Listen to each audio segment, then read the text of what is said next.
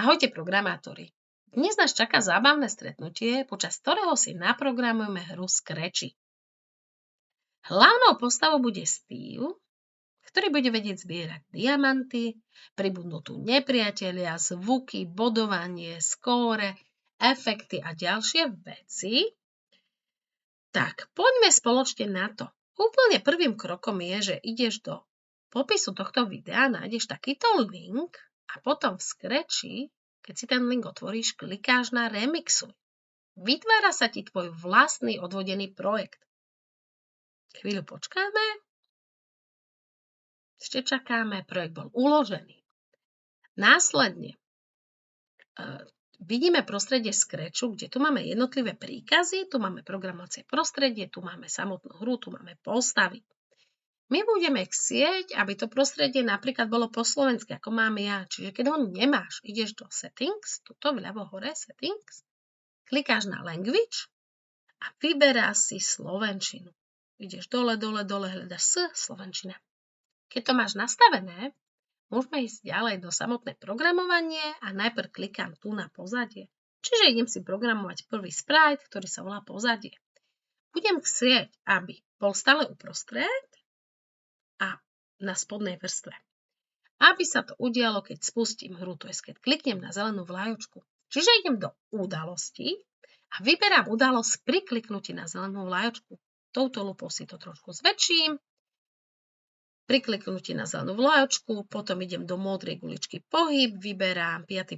príkaz od vrchu, skoč na x0, y0. Moje pozadie je teraz takto uprostred, pozrite to. Takto posuniem, klikám na zelenú vlajočku, vráti sa. Avšak teraz mi zmizli postavy Steve a Diamant. To znamená, že idem do vzhľadu a vyberám si príkaz prejdi na vrchnú vrstvu, kde to vrchnú zmením na spodnú. Klikla som na túto šípku, vrchná, spodná. Teraz mám trojicu príkazov, pri kliknutí na zelenú vlajočku, skoč na x0, y0, prejdi na vrchnú vrstvu. Otestujem. Máme pozadie pekne uprostred, Steva a Diamant. Takže môžeme ísť programovať ďalšiu postavu, teraz Steva. Čo chcem s týmto Stevom robiť? Chcem, aby vedel takto sa hýbať všetkými 4 smermi, buď pomocou šípok alebo ASVD. Čiže ideme na to. Ideme do udalosti a tentokrát udalosťou bude pri stlačení medzerník. Pri stlačení medzerník zmením, že chcem ísť teraz šípka nahor, že chcem, aby ty vyšiel smerom nahor. Takže idem do pohybu, lebo riešime pohyb. Nastavím smer Steva, to znamená smer, ktorým chcem, aby išiel. A o koľko krokov?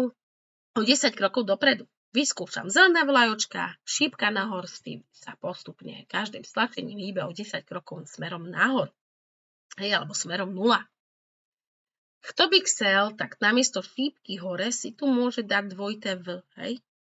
Dvojité V a tým pádom tvoj. Takto na dvojité V bude Steve chodiť smerom nahor. Šípka hore vrátim späť.